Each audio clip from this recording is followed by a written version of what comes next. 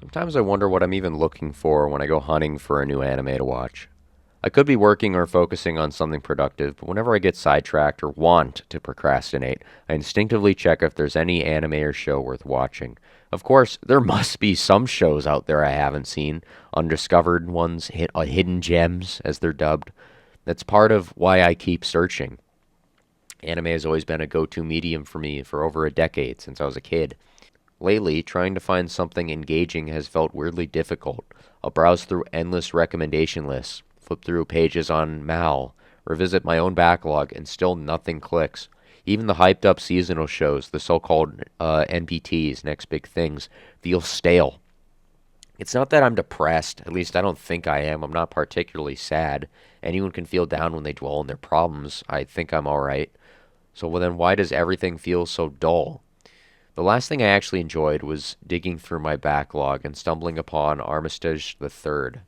It's this cool old school anime from the 90s about androids and their rights, classic cyberpunk shit.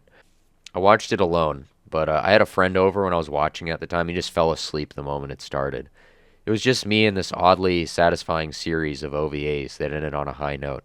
There's a kind of joy in finding something obscure and meaningful and watching it late at night, kind of like those feelings of Toonami. But it also reminded me how rare that feeling has become. Maybe that's what I'm craving. It isn't just a good show, but something that's easy to understand while still being meaningful. Something that gives me just enough to chew on without becoming exhausting. A friend mentioned how Rose gets assaulted in Full Metal Alchemist. Yeah, right. And I honestly didn't even remember that. I went back and skimmed it, and sure enough, it's right there in the middle. It's not Brotherhood or anything. It's practically erased. She's erased. She's not even in that beyond the a cameo in the first few episodes. I find myself drawn to action anime, not just for the spectacle, but for the energy. Shows like Black Lagoon or German Gone, criminally underrated masterpieces in my opinion. Maybe not Black Lagoon anymore. They were overlooked when they came out. Not necessarily ignored, but just not widely known. And because of that, I get the appeal of gatekeeping. Not that I endorse it, but understand why some people want to protect their favorite things from being overexposed or diluted. Look at what happened to MGR, Metal Gear Rising. It was once this underground masterpiece, at least, in like the freaking idiot online forum scene. Then the zeitgeist got a hold of it, memes, clips, discourse, jokes. And now it feels like it's been drained of its soul, milked. That happens everywhere. Media, jokes, friendships. Something gets discovered, milk dry, discarded like a husk. Depressing. There are more shows I could watch. I never finished Technolize, which I hear is incredible. But every time I try, the intro puts me to sleep. Maybe that's just because I always tried to watch it with other people, and their boredom rubs off on me. Gungrave, on the other hand, was a pleasant surprise. Mobster's tragedy. Story that's barely related to the game it's based on. But it was, oh man, it was solid. Great show. 8 out of 10. Here I am, still clicking through endless seasons on Mal, year after year reduced to scrolling lists of nothing exciting or titillating. It's like I've seen everything.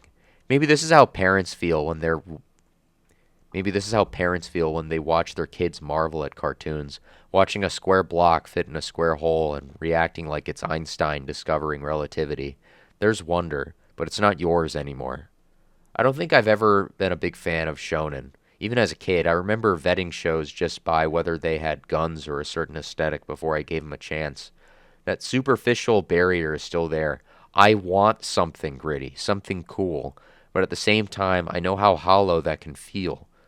It's this hyper awareness of how I spend my time now, and when you're older, that awareness becomes so exhausting. You realize time is abundant and slipping away. Maybe that's why I can't enjoy big name titles like Bleach or Gintama. People say it gets good after X amount of episodes, but why should I suffer through mediocrity just for a payoff that may never come?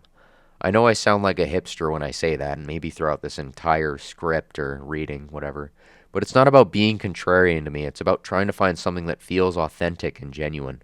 And yet, I love talking about old shows. Lane still holds up. That OP, amazing. I love when a show throws in some random English words or ends up referencing Radiohead, or when Ano layered Evangelion with Christian imagery and the Kabbalah, and it added this weird spiritual aesthetic on top of the psychological drama. I really want something like Ergo Proxy to outshine Ava, but it just doesn't.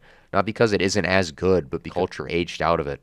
Now those fans listen to nature podcasts and tune out. Still, I come back every few months. I'll find one anime to watch. I maybe watch four a year if I'm lucky. Not rewatches, just something new to me. I've been thinking about trying Spice and Wolf again. It bored me as a kid and it bored me as a teenager, and maybe now it'll still bore me. After all the noise has died down, I'll finally appreciate it, is my hope. I've been at least 8 years since I thought about it. Time's funny like that.